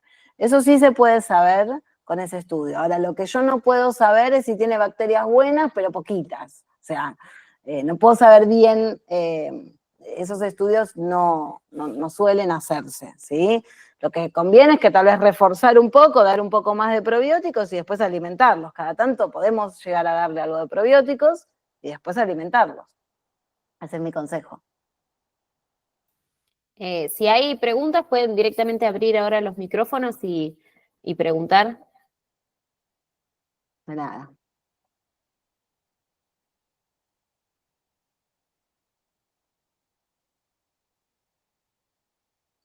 Sí, ¿querés? Eso. Pregunta, Sil, saca el micrófono, dale que está almorzando, ¿viste? Escribe porque está comiendo. No. No, esto que les decía Jazmín y Julián, que son mi tercer y cuarto hijo, los dos tienen SIBO, los dos se hicieron el estudio. Sí. Jazmín ya terminó la toma de antibiótico, todo amplió mucho su dieta ya. Julián está en pleno proceso, recién terminó su antibiótico. Entonces digo, se puede pensar, Martín tiene mucha distensión abdominal, sobre todo a la noche, es como Sancho Panza. Y me pregunto, consulté a una gastroenteróloga para ver, empezar a tener idea, a ver de qué estaría dependiendo. Él sí tiene constipación, hace ya un tiempo largo, porque sus heces son así, son duras, hay bolitas, no hace todos los días, le cuesta un montón cada vez que hace. Por ahí tendría que mejorar un poco esto de qué ingerir en los almuerzos, que es un poco más difícil porque él va al centro de día, entonces habría que reformular tal vez el tema de si realmente ingiere carnes todos los mediodías. Es más difícil cuando se está afuera. Pero digo, me pregunto, ¿habrá posibilidad de pensar si él puede tener también SIBO? Porque él no haría este estudio. Y sí, cualquiera puede tener SIBO, ¿sí? El tema es ese, es Claro. la dificultad que a veces tenemos para Claro. que ellos se hagan un estudio determinado. A mí, por ejemplo, me dio que tengo la bacteria en el estómago, Helicobacter pylori. Sí. Ya terminé mi antibiótico, estoy terminando mi tratamiento. Digo eso. En algún lugar leí que si un integrante de la familia tenía, esto podía ser. No, eso en general no es así con el SIBO o con el Helicobacter, no. Sí con los parásitos, eso sí. Bueno, le hice un parasitológico y me dio negativo. Por eso, con los parásitos sí hay que tratar a toda la familia, pero no vas a tratar a toda la familia con antibióticos por Helicobacter pylori. El Helicobacter pylori también se hace con un test de aire expirado, aparte de con biopsia por endoscopía. Se hace de las dos maneras. A mí me lo hicieron con biopsia, sí. Mira, eso va a depender, vos viste cómo son los tratamientos con nuestros hijos. A veces, si uno sospecha un SIBO, pero no tengo manera de hacerlo, podría tener el tratamiento de 15 días de antibiótico y después el probiótico, ¿sí? Claro. Eso se podría hacer, es un mes el total del tratamiento del SIBO, que lo que hace es matar a toda la flora, ¿sí? La resetea, la mato a toda Claro. y después doy los probióticos y colonizo con lo que yo quiero. Claro. Así se trata el SIBO. Los síntomas del SIBO son a veces insoportables porque la gente se toma un té a la mañana y ya se hincha, o sea que ahí ya de cabeza sabemos que es un SIBO. Hay constipación, puede haber diarrea, puede haber reflujo, distensión, gases, dolor, náuseas, puede haber todos esos síntomas, ¿sí? En mayor o en menor medida. La verdad, ¿qué decir, Perdón, Néstor? Sí. Justamente yo quería, porque estaba escuchando mientras estaba trabajando, y justo, bueno, vos respondiste lo que yo iba a preguntar de alguna manera. Al tener a Martín, a Jazmín y a Julián consigo en tratamiento, en diferentes estadios, uno puede presuponer, con los síntomas que uno ve sobre Martín, que él también pueda tener SIBO, y es imposible hacerle un estudio. Entonces uno podría atacar, digamos, con la medicación, haciendo un tratamiento que no creo que le pueda afectar a otra cosa, y si lo tiene, lo podría resolver. Eso es así viable, entonces. Eso sí se puede ver con el médico. Lo que pasa que, perdón, pero tengo que poner otro concepto. Una cosa es el SIBO por un tipo de bacterias que generan hidrógeno y otra cosa es IMO, que es el que tiene metano. Entonces, los antibióticos que se usan son diferentes, si es IMO o si es SIBO. Entonces, si ataqué el SIBO, tal vez no tenía SIBO y tenía IMO y no resolví nada. Julián tiene los dos y Jazmín tuvo solo SIBO. Bueno, es muy difícil. Por eso, ¿viste? Es como darle un antibiótico a ciegas porque no sabes lo que vas a hacer. Esto es una decisión obviamente de ustedes y del médico, de lo que decidan, pero sepan que hay distintos tratamientos, si es SIBO o si es IMO. Claro. Pasa que, bueno, ante la dificultad de poder tratarlos, realmente a veces es preferible, porque también esto le puede producir malestares que hasta pueden variar incluso en su estado de conducta, en su estado de ánimo. Total, en el estado de ánimo, Es en todo. preferible el sacrificio de medicarlos con antibióticos, que a lo mejor no le hacen nada si no tienen nada que curar, y por ahí la pegas y en alguna de las dos cosas. Y está mejor después. Y sí, Néstor, así son las decisiones que nosotros tenemos que tomar siempre con nuestros hijos. Lo deciden ustedes y con el apoyo del médico. Claro. Sí, Solo quiero que sepan que hay distintos tratamientos. Si hay una dieta, que es la dieta FODMAP, ¿sí?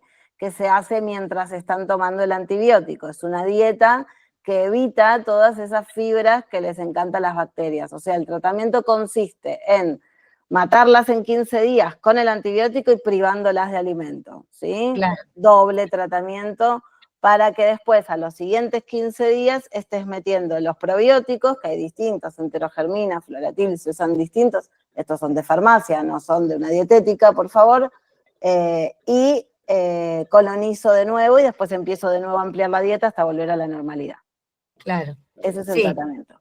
Claro, sí. Yo creo que tenemos que hacer una consulta con gastro específico que nos pueda escuchar, porque ya hicimos una, pero para variar, mucho oído no prestó. Y tienen que entender nuestra posición, Silvana, para eso. Ningún médico va a querer medicar a veces sin un resultado. Claro, tal cual. Pero bueno, esta distensión abdominal existe en Martín prácticamente todo el día. Y a veces uno no sabe también si es muy probable. Conductual no empieza por ahí. Total. Con esa molestia permanente. Bueno, no se queden quietos. Dale, gracias. De nada. No sé si Miriam quería preguntar algo. Ah, perdón, Jazmín, ¿vos querías decir algo? No, pensé que se iba a despedir. Miriam, no sé si habías levantado la mano.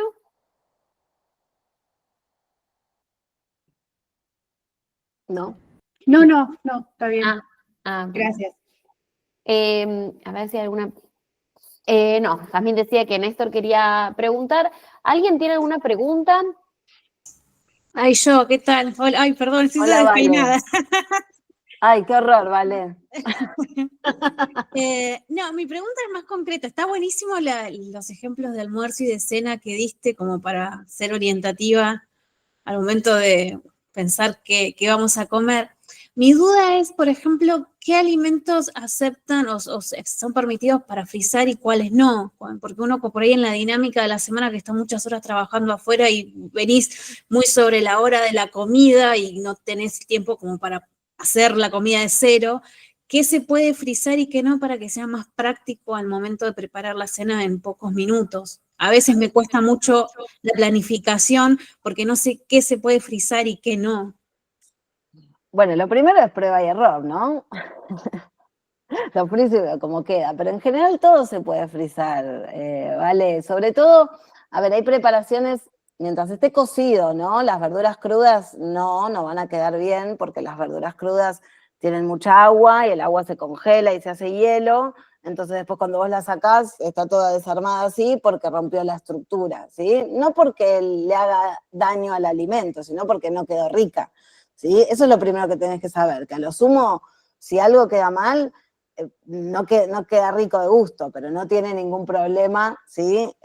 Nada, ni microbiológico, no le pasa nada, nadie se intoxica por frizar algo.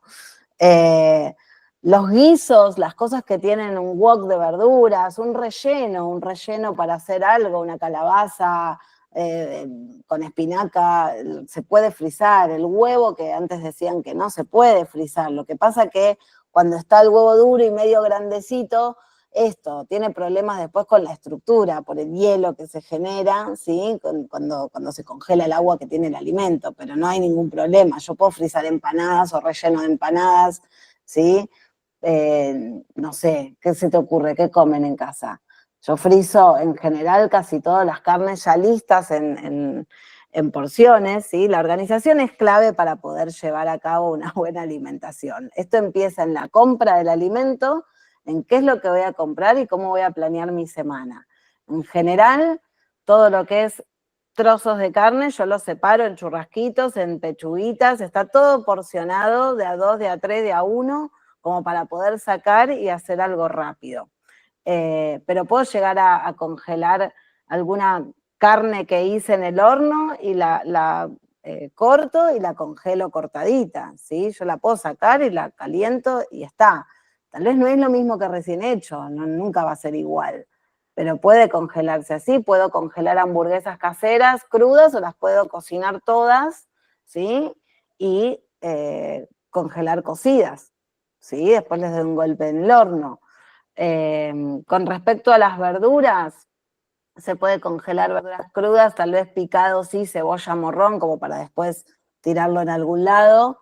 La espinaca, la selga, el brócoli, las chauchas, todo eso se vende congelado, que a veces también ayuda. El congelado, sepan de que no tiene ni conservantes ni aditivos, ¿sí? Las verduras congeladas no es igual a la enlatada, no tiene nada, ni sodio. Entonces, solamente tuvieron un proceso que se hirvió, se inactivaron las enzimas y se guardó al freezer, ¿sí? Para que no se descomponga y para que estén bien cuando la saque. Pero ustedes pueden hacer lo mismo, si hay una oferta de 2 paquetes de acelga, ¿sí? Hiervo todo, lo escurro un poco y lo frizo. Y lo tengo preparado. No sé si te voy respondiendo. Un guiso lo Sí, puedo sí, porque frizar, solo un wok. considerar cosas crudas nada más, por eso. No sabía eso, lo de la selga, está bueno. Yo, por ejemplo, eso que les dije de las canastitas que a Agustín le encantan, ¿sí? Que es la tapa de empanada y de espinaca, de choclo de calabaza, de brócoli, de acelga, de cualquier cosa, las frizo cocidas, ¿sí? Y cuando tengo un mediodía o que no voy a estar y le va a dar de comer a alguien, para simplificarle la vida a la persona que le va a dar de comer, le bajo 2 canastitas que le encanta y que las come bien, y esas son todas como tartitas, ¿sí? Que son prácticas.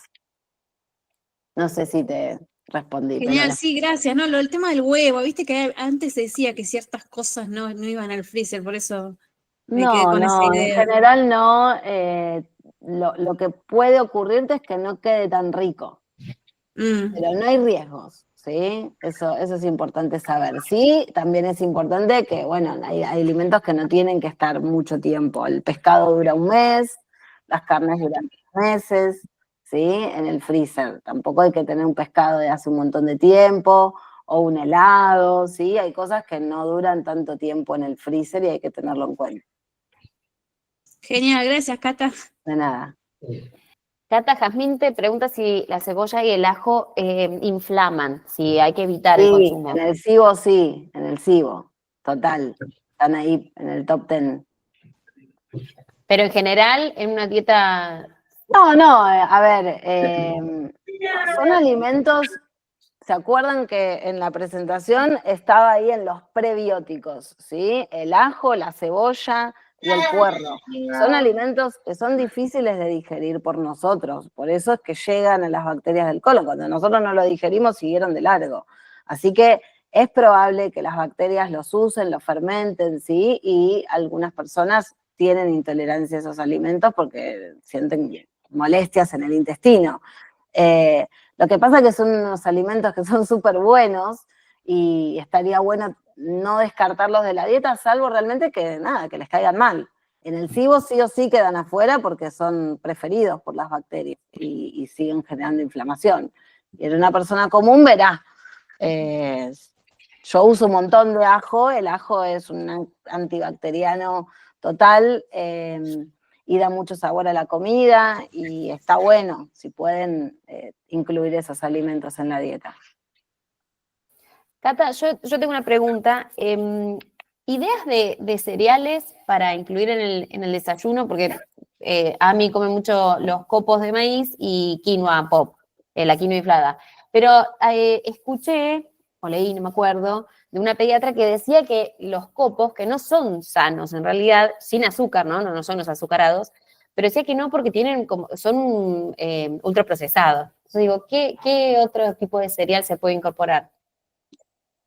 Mira, yo soy partidaria ahí de usar avena, la avena, como viene la avena arrollada, la que viene como en hojuelitas, ¿sí? Uso más eso, la quinoa pop está buenísima.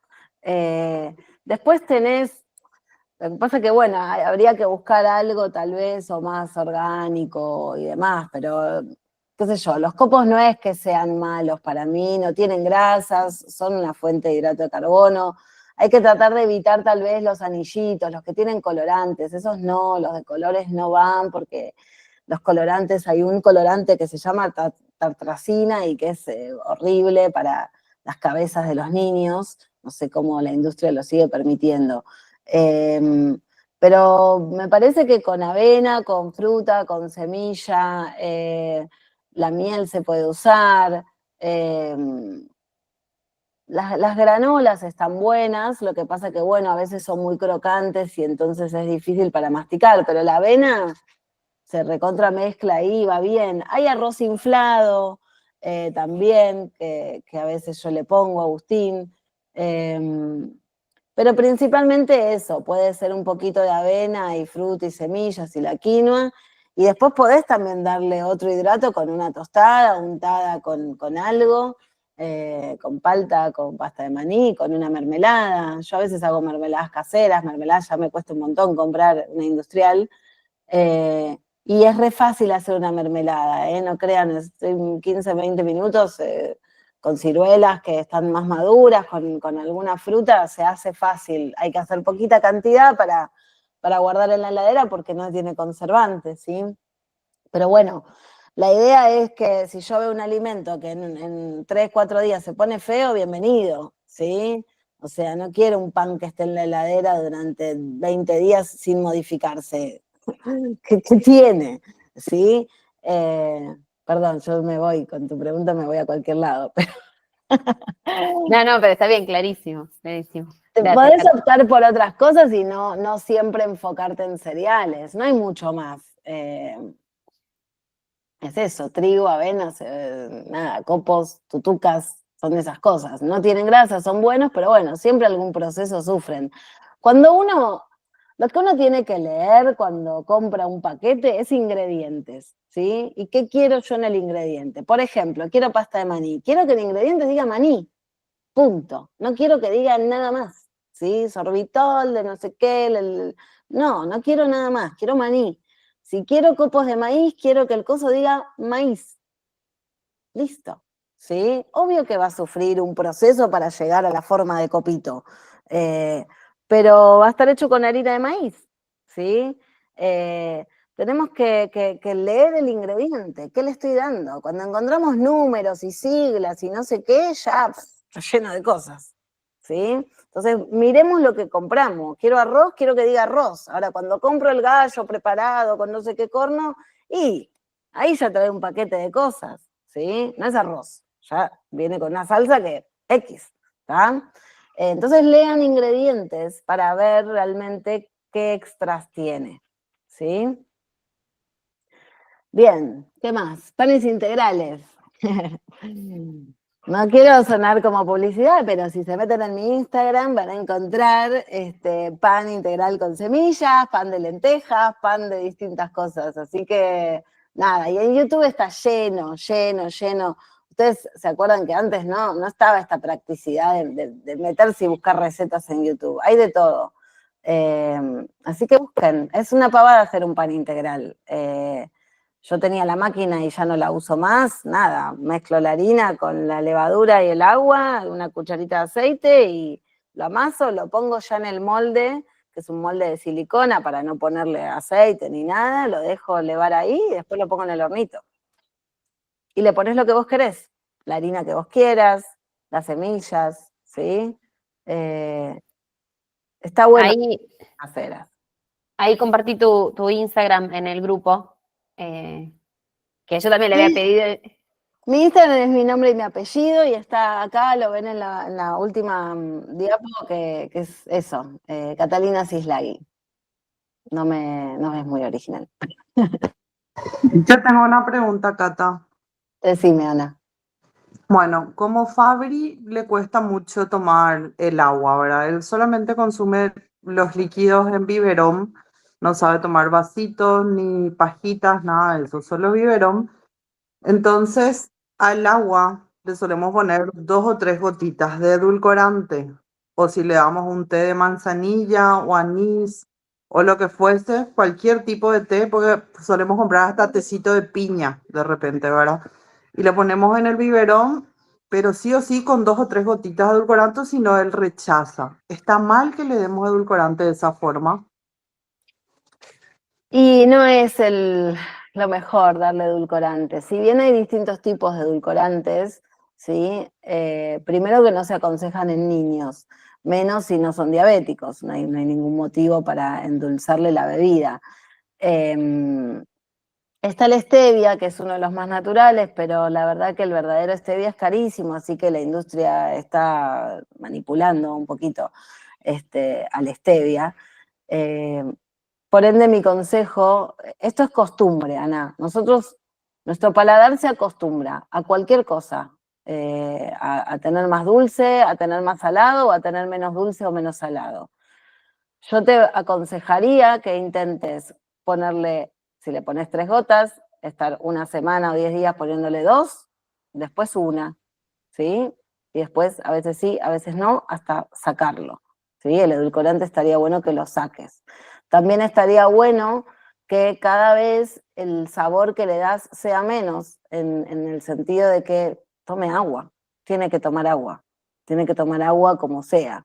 Entonces, si no sé, le hiciste un jugo, invento, bueno, le pongo un poco de jugo y un 25% de agua, después un 60 y un 40, y así, cosa de cada vez lo vayas acostumbrando despacito, ¿sí? A el agua y al no dulce. Primero encará el dulce, primero saca el edulcorante, después te metes con lo del agua, no lo hacen simultáneo, ¿sí? Primero el dulce. Eso estaría bueno lograrlo. Y te juro que lo vas a lograr. Nosotros, no sé, comemos sin sal, Agustín toma la leche sin azúcar. Nada, el paladar se educa. El paladar de cualquier persona se educa. ¿Sí? Vos sabés, la leche, él consume la leche sin lactosa, ¿verdad? A la leche nosotros no le endulzamos y toma bien. También ¿Viste? toma su Pediasure, que es su suplemento, sin endulzar, toma bien. Pero le damos el biberón con agua sola y él tira el biberón. No quiere, ¿verdad? O se atora, parece que empieza a toser, o sea, cuando es Teatro, agua. te hace teatro. Ahí, Sí, tose, porque no le gusta el agua. probé el otro día ponerle, por ejemplo, a un tecito que le hice, en vez de edulcorante le puse miel, ¿verdad? Sí, Y miel de abeja. Y tiró de miel biberón, me fui y le puse otra cucharada de miel para que sea un poco más dulce y ahí sí tomó. Entonces, no se sé, pero acostumbró. Se acostumbró, porque la miel endulza menos que los edulcorantes, es así. eh, Mi consejo es ese, Ana, es que trates de ir muy gradualmente, pero muy gradualmente, bajándole la cantidad. Si ves que le bajas una gota y todavía no lo quiere, bueno, entonces se lo dejas en vez de 10 días, un mes con 2 gotas, o sea, anda bajándole al ritmo que sea, pero que a futuro no endulce, porque el edulcorante empieza a atrofiar las papilas gustativas y cada vez requiero más dulce, ¿sí? Aparte tiene una respuesta sobre la insulina y sobre la glucemia. Y son químicos y no van, ¿sí? Idealmente, si no hay una patología bueno, que es diabético y que nada, quiero darle algo dulce, pero en la bebida justo no tiene que estar. Después puede, no sé, Agustín come una torta y tiene dulce de leche y tiene azúcar, eventualmente, obviamente que consume azúcar. Los budines que le hago le pongo azúcar. Pero no en la bebida, ¿sí? Porque eso es todo el tiempo. dale, gracias, Cata. De nada. Ojalá puedas después, si no me vas escribiendo. Bueno, ¿alguien tiene alguna pregunta más? ¿Me aprovechan o me voy a...? Yo tengo una más. Dale. Acá. La gastro esta que te digo que fuimos, una de las cosas que aconsejó es empezar a darle, él toma mucha leche, darle deslactosada. Deslactosada, obvio. Está buena, está Sí, buena. sí, es lo primero que tenés que hacer, sacarle la lactosa si tiene gases.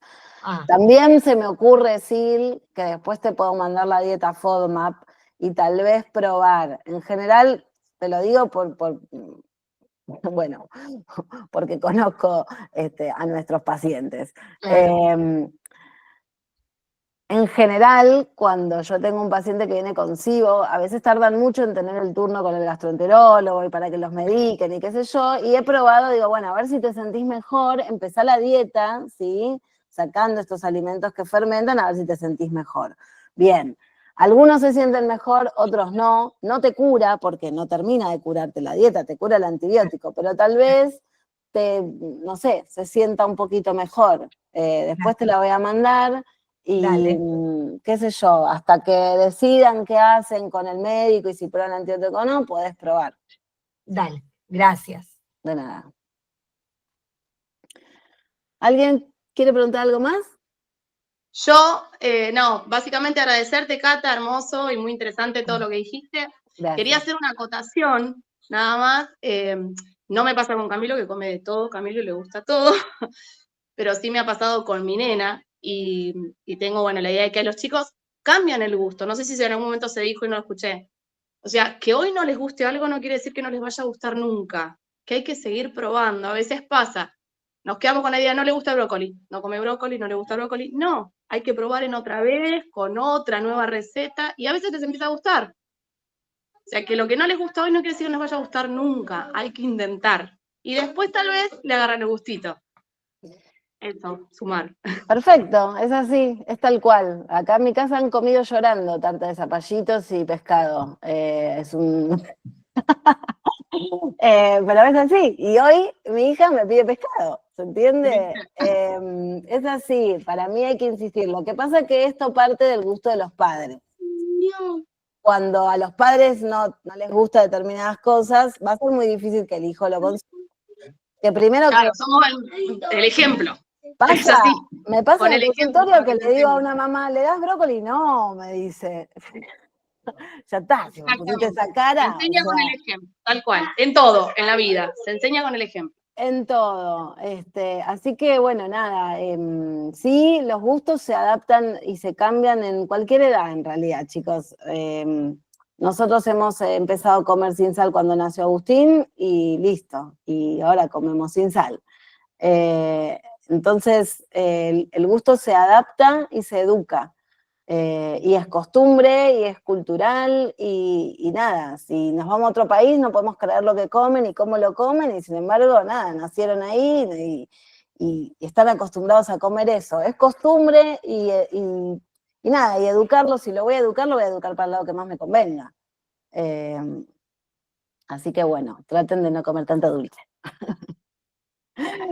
¿Alguien más quiere preguntar algo? Bueno, sepan igual que si después les aparece una pregunta, me la escriben, me la mandan, estoy en el grupo, me escriben por privado en el WhatsApp, lo que quieran. La charla va a quedar grabada para los que no pudieron estar, o sea que si después la ven y les surgen preguntas, también me la mandan, no tengo problema en contestar lo que necesiten. Bueno, espero que les haya servido, sobre todo, y que hayan aprendido algo. Y cuando quieran nos volvemos a juntar por algún otro tema que quieran, o cuando investigue un poquito más sobre estas dietas especiales. ¿Mm? Muchas gracias, Cata. Aprendimos un montón. Muchas gracias. Gracias. De nada. Gracias, Cata. Muchas De nada. gracias. Genial estuvo. De nada. Los veo. Grosa, Cata. Gracias, Juanita. Bueno, los veo el próximo. Gracias, Luciano. El próximo evento que tenemos en puerta es la maratón. El domingo que viene es la media maratón en La Plata. Tempranito, abríguense los que vengan. Vamos a estar ahí con un stand de Filan. Corre Juli, que lo va a dejar todo nada, para hacer podio, ¿no? Esperemos. Esperemos. Sergio. Seguro. Corre Sergio, corre Mario Juana, el papá de Juana. ¿Quién más corre? No sé si Gastón Corre al Dani. final se notó. Dani, es verdad, Dani. Bien. Bueno, los esperamos ahí para dar visualización al Filan con camisetas verdes para los que estén. Bien tempranito a llevar las remeras. Por favor, Sil, no llegues tarde. No. Chau, chicas. Buen domingo. Chau. Cierro el Zoom. Chau, besos a todos. Chau.